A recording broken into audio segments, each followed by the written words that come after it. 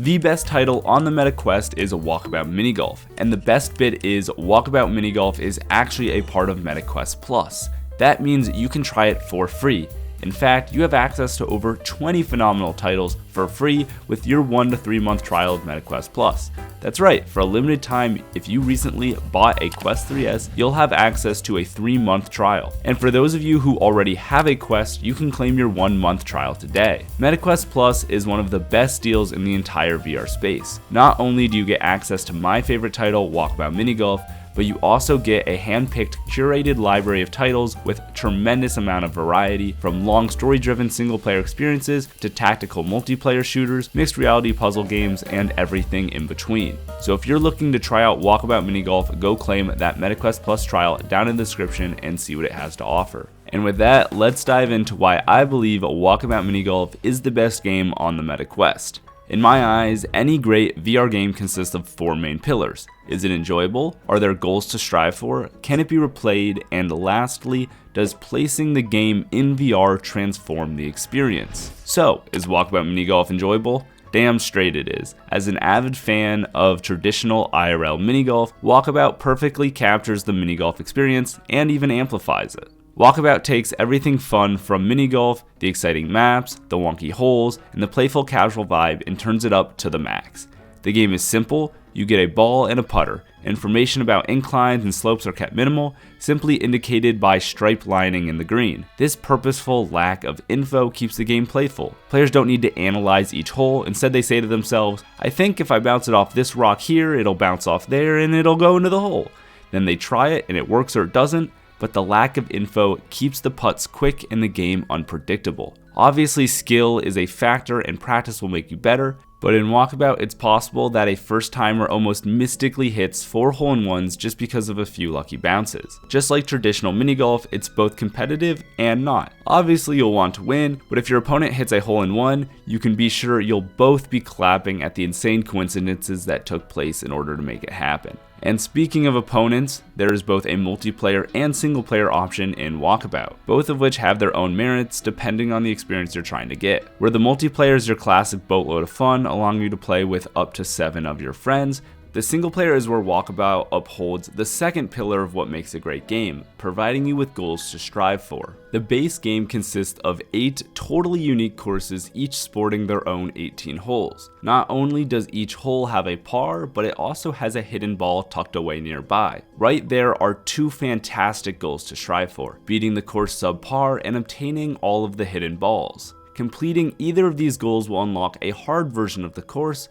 which often takes the form of a nighttime iteration with trickier holes, less walls, and more obstacles. Not only that, but you get to equip those hidden balls you found and actually play with them on the green. But obviously the fun doesn't stop there. This is my favorite game after all. Instead of finding more hidden balls, the hard mode has a fox hunt which tests your knowledge of the details of the course through pictures and clues. Once completed, you'll be rewarded with a themed putter for that course. The best part is you can use these balls and putters on any course, including the multiplayer lobbies, allowing you to flex on your friends. With just 8 of the original courses, each containing 18 hidden balls and 1 putter, there are over 1,024 combinations of putters and balls. And that's before we even start to factor in the continuously growing catalog of DLC, which brings me to my third pillar, replayability. Walkabout launched with just 5 courses. In the next few months after its initial release, 3 more were added to the base game. Since then, new courses have been added via DLCs every few months, increasing the total to over 30 courses. Each of these new DLCs are better than the last, including new cosmetics for your avatar, a whole new set of hidden balls, a new putter, even brand new game mechanics. On top of all of that, they even came out with a free update that came to the base game just a few months ago, which added brand new game modes.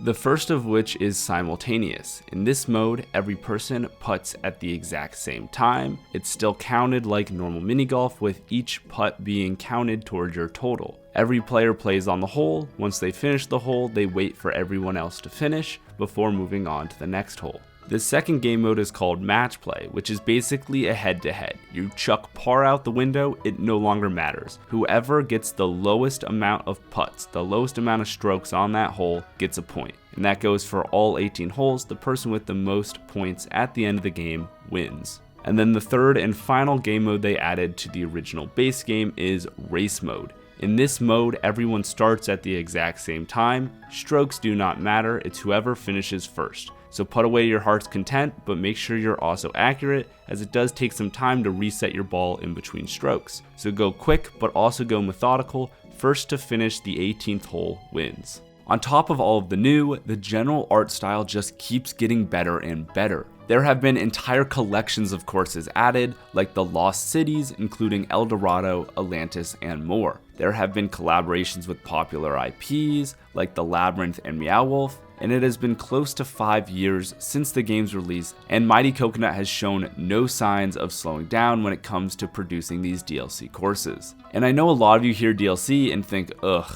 that's just more money, but each of these courses are only $4, which gives you unlimited replayability and keeps the game funded for more of these courses, which when compared to the cost of IRL mini golf is an absolute steal. On top of the incredibly good price of each DLC, Walkabout has a system called Guest Passes, which allows for the host of a multiplayer lobby to invite everyone to a DLC course that they own that other members of the party might not have. People using the Guest Pass are unable to collect hidden balls or complete fox hunts, but they can play on the DLC course completely free. What's nice about this is it fits in well with families, which is my favorite people to play with. I own a few VR headsets and love VR, but my family, especially my mom, are not much for gaming.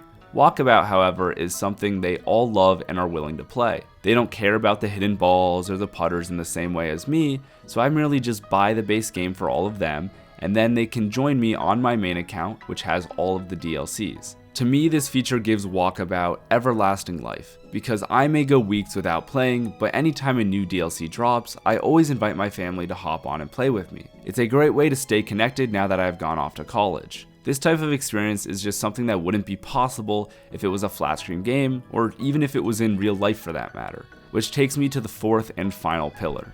Walkabout can only be Walkabout in VR.